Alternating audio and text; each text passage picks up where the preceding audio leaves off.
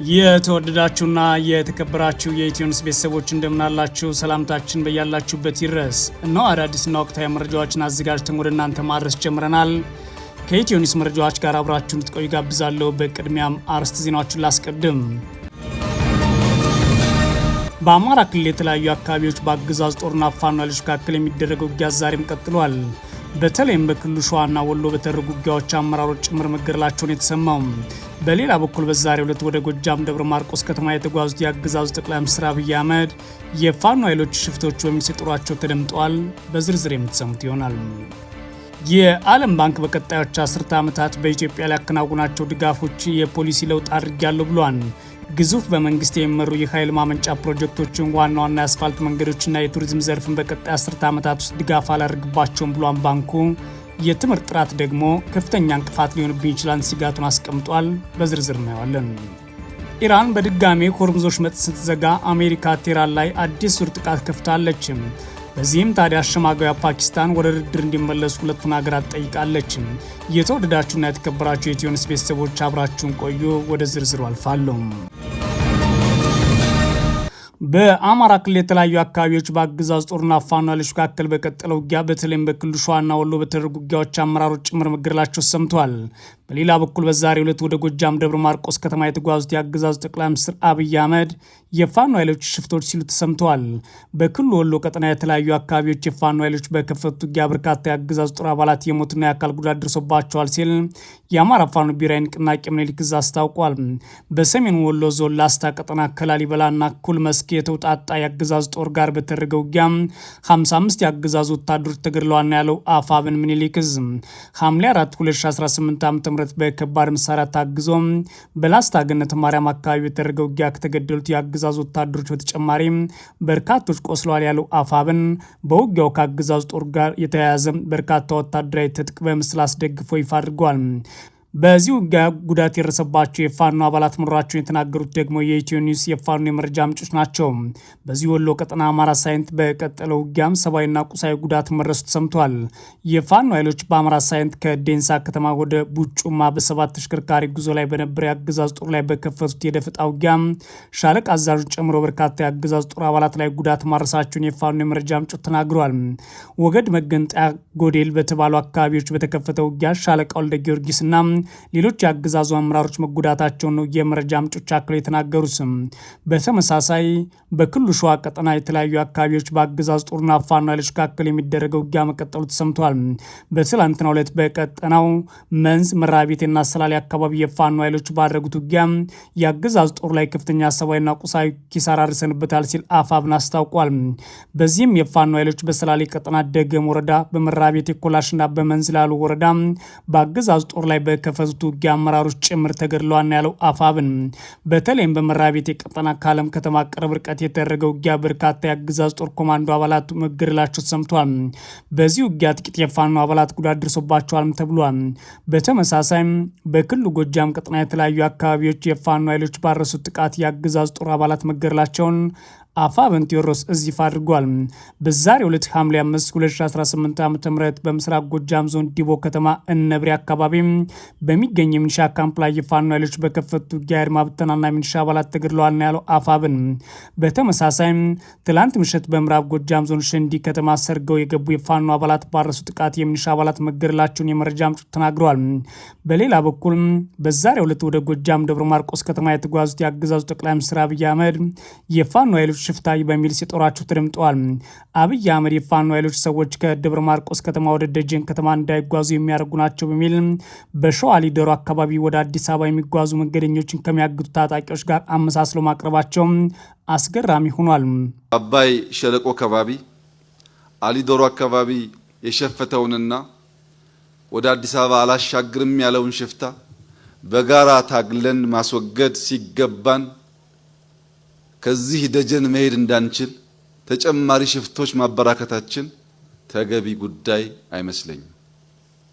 የትም ቦታ ያለውን ሽፍታ ተሰናስለን ተደማምረን በማስወገድ የሕዝባችንን ሰላምና ልማት ማረጋገጥ ሲኖርብን ጭራሽ ወደ ቀያችን ወደ ሰፈራችን ሽፍቶች የተበራከቱ ሰዎች በነጻነት ከቦታ ቦታ ተንቀሳቅሰው ስራ መስራት ወደማይችሉበት ደረጃ መድረሳችን ለሁላችንም አጠያያቂ ጥዩፍ የማይገባ ልንማርበት የሚገባ ጉዳይ ይመስለኛል። የዓለም ባንክ በቀጣዮቹ 10 ዓመታት በኢትዮጵያ ለሚያከናውናቸው ድጋፎች የፖሊሲ ለውጥ አድርጓል። ግዙፍ በመንግስት የሚመሩ የኃይል ማመንጫ ፕሮጀክቶችን፣ ዋና ዋና የአስፓልት መንገዶችና የቱሪዝም ዘርፍን በቀጣይ 10 ዓመታት ውስጥ ሙሉ በሙሉ ቅድሚያ ከሚሰጣቸው ፕሮጀክቶች ውጭ አድርጓል። የትምህርት ጥራት ማነስ ለእቅዱ እንቅፋት ሊሆን እንደሚችልም ጠቁሟል። የዓለም ባንክ እንደ አውሮፓውያን አቆጣጠር ከ2027 እስከ 2026 ያለውን የ10 ዓመታት የአጋርነት ማዕቀፍ ይፋ ያደረገ ሲሆን በሚቀጥሉት 10 ዓመታት ቅድሚያ ይሰጣቸዋል የነበሩ ትልልቅ ፕሮጀክቶችን ሙሉ በሙሉ ከእቅድ ውጭ ማድረጉን ይፋ አድርጓል። ሪፖርተር ጋዜጣ በዘገባው ተመልክቻለሁ ያለው የስትራቴጂ ሰነድ ትኩረቱ በዋናነት በየዓመቱ ወደ ስራው ዓለም ለሚቀላቀሉ ወደ 2 ሚሊዮን ገደማ የሚሆኑ ወጣቶች የስራ ዕድል መፍጠር ላይ ነው ብሏል። ግዙፍ በመንግስት የሚመሩ የኃይል ማመንጫ ፕሮጀክቶች፣ ዋና ዋና የአስፓልት መንገዶችና የቱሪዝም ዘርፍ በቀጣዮቹ 10 ዓመታት በሙሉ ቅድሚያ ከሚሰጣቸው ፕሮጀክቶች ዝርዝር ውጭ ተደርገዋል። የኃይል ማመንጫ ፕሮጀክቶች ከእቅድ ውጭ እንዲሆኑ የተደረጉት ኢትዮጵያ ባለፉት ዓመታት ባደረገችው ኢንቨስትመንት በቂ ማመንጨት አቅም ስላላት ሲሆን የቱሪዝም ዘርፍ ደግሞ በኢትዮጵያ ያለው የጸጥታና የመሰረተ ልማት ሁኔታ መሻል እስከሚታይበት ድረስ ከዝርዝር ውጭ እንዲሆን መደረጉ ተጠቁሟል። የብልጽግናው አገዛዝ ዋነኛ ስራው የሚያደርገው የሎጅ ግንባታና ሌሎች ጉዳዮች በጦርነት ውስጥ የሚያደርጋቸውን ቢሆን ግን ዓለም ባንክ በአጠቃላይ ሲደግፈው የነበረው ስርዓት አሁን ላይ በሰላም እጦት የተነሳ ቱሪዝም በኢትዮጵያ ውስጥ የሚታሰብ አይደለም ብሏል። የከተማ አውራ ጎዳናዎች የመገንባት እቅድም ቀርቶ በተመሳሳይ መልኩ የገጠር መንገዶችን ወደ ማስፋት እንዲዞር የተደረገ ሲሆን ይህም አርሶ አደሩ ምርቱን በቀላሉ ወደ ገበያ እንዲያቀርብ ለማገዝ የጉምሩክ አሰራር ለማዘመንና የውጭ ንግድ ወጪን ለመቀነስ ያለመ አዲስ መዋቅራዊ አቅጣጫ ነው ብሎታል። ባንኩ ለቀጣዮቹ 10 ዓመታት ዋነኛ ያላቸው እቅዶች ያስቀምጠ ሲሆን ከኃይል ማመንጨት ወደ ማስተላለፍ መስመር ጥራት፣ አዳዲስ ማመንጫዎች ከመገንባት ይልቅ አሁን ያለውን የኤሌክትሪክ መስመር ዝርጋታ ማስተካከል፣ የኃይል መቆራረጥ መቀነስና በሚሊዮኖች ለሚቆጠር ህዝብ የኤሌክትሪክ ተደራሽነትን አስተማማኝ ማድረግ ናቸው ብሏል። በተጨማሪም የግብርና ማቀነባበሪያ፣ የሀገር ውስጥ የመድኃኒት ምርት በፖሊስ ማሻሻያ፣ በፋይናንስ አቅርቦት መደገፍ እንዲሁም ተመጣጣኝ የቤት ግንባታዎች እንደ ማህበራዊ ኃላፊነት ብቻ ሳይሆን ዝቅተኛ ክህሎት ያላቸው በርካታ ወጣቶች በፍጥነት ወደ ስራ ለማስገባት ጭምር መጠቀም እንደሚገባ በእቅዶች ውስጥ ዘርዝሯል።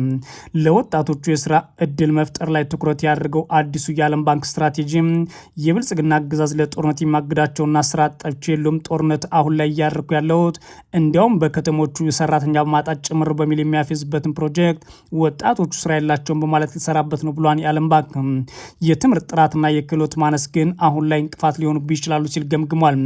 በኢትዮጵያ ከሚገኙ 10 ዓመት ዕድሜ ያላቸው ህጻናት መካከል 90% ያሉ ማንበብ የማይችሉ መሆናቸውን ያመለከተው ሰነዱ ይህ ከፍተኛ የትምህርት ጥራት ማነስ ኢትዮጵያ በቀጣይ ዝቅተኛ የክህሎት ደረጃ ካላቸው የሰው ኃይል ተርታ እንድትሰልፍ ያደርጋታል ብሏል።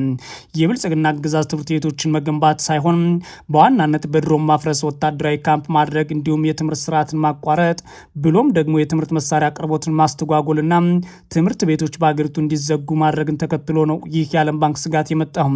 ይህም በቀጣዮቹ ዓመታት ለሚታቀደው የግል ዘርፍ መሪ የኢኮኖሚ ሽግግር ትልቅ ማነቆ ይሆናል ብሏል። ባንኩ የክህሎት ማነቆ ለመቅረፍ በቀጣዮቹ 10 ዓመታት ውስጥ በሚደረገው ድጋፍ ላይ ከፍተኛ ስትራቴጂካዊ ለውጥ እንደሚያደርግ የጠቆመ ሲሆን በዚህም መሰረት ከፍተኛ የትምህርት ተቋማትና ዩኒቨርሲቲዎችን ከማስፋት ይልቅ ትኩረቱ ሙሉ በሙሉ ወደ ትምህርት ጥራት ማሻል፣ የቴክኒክና ሙያ ስልጠናዎች፣ የተግባር ልምድና ከኢንዱስትሪ ዘርፍ ፍላጎት ጋር የተያዙ አጫጭር ጊዜ ስልጠናዎችን ለመስጠት አቅጃለሁ ብሏል። የዓለም ባንክ አዲሱ የአጋርነት ስትራቴጂ ከኢትዮጵያ ሀገር በቀል ኢኮኖሚ ማሻሻያ ጋር ካለው የ10 ዓመቱ የልማት እቅድ ጋር የተጣጣመ እንደሆነ የጠቀሰ ሲሆን በቀጣዮቹ 10 ዓመታት የግል ዘርፉ ምርታማነት ለማሳደግና ኢኮኖሚውን የግል ኢንዱስትሪ መር ለማድረግ የሰው ኃይል ክህሎት ማሻል ዋነኛ አማራጭ ሆኗል ሲል በሰነዱ አመላክቷል ሲል ሪፖርተር ዘግቧል። ኢራን በድጋሜ የሆርሙዝ ወሽመጥን ስትዘጋ አሜሪካ ቴህራን ላይ አዲስ ጥቃት ፈጸመች። አሜሪካና ኢራን ውጥረቱን እንዲያረግቡ ደግሞ አሸማጋዩ ፓኪስታን ጠይቃለች። ኢራን በሆርሙዝ ወሽመጥ የሚያልፉ መርከቦችን መምታቷን ተከትሎ አሜሪካ ቴህራን ላይ አዲስ ዙር ጥቃት ከፍታለች ይላል ቢቢሲ። የኢራን እስላማዊ አብዮታዊ ዘብ ቀጣይ መግለጫ እስኪሰጥ ድረስ ወሳኝ የባህር መተላለፊያ ሆርሙዝ ተዘግቶ ይቆያል ብሏል። ለአሜሪካ ጥቃትም ከባድ ምላሽ እንሰጣለን ያለው የኢራን መገናኛ ብዙሃን ዘግቧል። አብዮታዊ ዘቡ ዋሽንግተን ጥቃት ተፈጸመች በሰዓታት ልዩነት በዮርዳኖስ የሚገኝ የአሜሪካ ጦር ሰፈር መምታቱን ገልጿል። የተባበሩት አረብ ኤሚሬት ኳታር፣ ኩዌትና ባህሬን በበኩላቸው ከኢራን ለተተኮሱባቸው ሚሳይሎችና ድሮኖች ምላሽ እየሰጡ እንደሆነ አስታውቀዋል። ጋብ ብሎ የነበረው የሁለቱ ሀገራት ጦርነት በድጋሚ የተቀሰቀሰው በዚህ ሳምንት መጀመሪያ በሶስት ነዳጅ ጫኝ የንግድ መርከቦች ላይ ጥቃት ከደረሰ በኋላ ነው። ለዚህ ጥቃት ምላሽ የሰጠችው አሜሪካ ኢራን ከደበደበች በኋላ የጥቃት ልውውጡ አገርሽቷል። የአሜሪካ ማዕከላዊ ህዝብ ባወጣው መግለጫ በዚህ ሳምንት ሶስተኛው ዙር ጥቃት የከፈተው የኢራን አብዮታዊ ዘብ የቆጵሮስ ሰንደቅ ዓላማን እያውለበለው በሆርሙዝ ወሽመጥ ይጓዙ የነበሩ መርከቦችን በግልጽ ስላጠቃ ነው ብሏል። ኤምቪ ጂኤፍኤስ ጋላክሲ የተባለው መርከብ የሞተር ክፍሉ ላይ በደረሰው ከፍተኛ ጉዳት የተነሳ ጉዞውን መቀጠል እንዳልቻለ ማዕከላዊ ህዝቡ አስታውቋል። አንድ ሲቪል የመርከብ ሰራተኛ መጥፋቱን ገልጿል። እንደ እዙ ገለጻ ኢራን ላይ በተፈጠረው ጥቃትና በተፈጸመው ጥቃት የሚሳይልና የድሮን ሰፈሮች፣ የኮሚኒኬሽን ኔትወርኮች እንዲሁም የባህር ላይ የክትትል ስራዎች ጨምሮ 140 የኢራን ወታደራዊ ኢላማዎች ተመትተዋል። የኢራን አብዮታዊ ዘብ በበኩሉ የአሜሪካ ጥቃት ደቡባዊ የባህር ዳርቻ ላይ የሚገኙ በርካታ የባህር ዳርቻ የጦር ሰፈሮችና የቴሌኮሙኒኬሽን ማማዎችን ኢላማ አድርጓል ብሏል።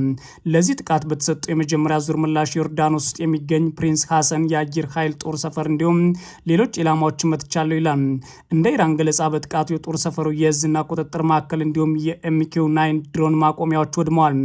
ከዚህ አስቀድሞ ኢራን የሆርሙዝ ወሽመጥ መዝጋቷን የአገሪቱ መገናኛ ብዙሃንም ዘግቧል።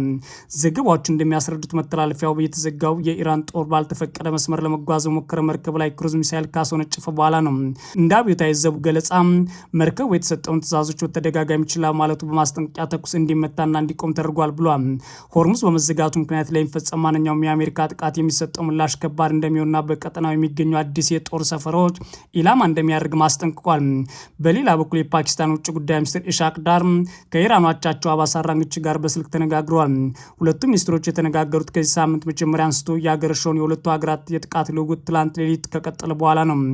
አሜሪካ በሆርሙዝ የሚጓዙ መርከቦች ተመቱ ብላ የከፈተችው ጦርነት አቁማ ኢራንም ቢሆን አጽፋ ለመመለስ የምታደርገውን ጥረት አቁማ አሁን ላይ ወደ ውይይታቸው እንዲመለሱ ጠይቃለች። ከኢራን አቻቸው ጋር የተነጋገሩት የፓኪስታን ውጭ ጉዳይ ሚኒስትር ሰኔ ላይ በተፈረመ ጉባኤ ስምምነት መሰረት ሁለቱም አካላት ውጥረት የሚያደርግ መንገድ እንዲከተሉና ከጥቃት እንዲታቀቡ መጠየቃቸውን መስሪያ ቤታቸው አስታውቋል። የፓኪስታን ውጭ ጉዳይ ሚኒስትር ባወጣው መግለጫ ኢሻቅ ዳር ግጭቶችን ለመፍታት እንዲሁም በቀጠናው ዘላቂ ሰላምና መረጋጋትን ለማስፈን ብቸኛው አዋጭ መንገድ ንግግርና ዲፕሎማሲ ነው ሲሉ ተናግረዋል ማለት ቢቢሲ ዘግቧል። የተወደዳችሁና የተከበራችሁ የኢትዮ ኒውስ ቤተሰቦች መረጃዎቻችን እነዚህ ነበሩ። መልካም ጊዜ እመኛለሁ።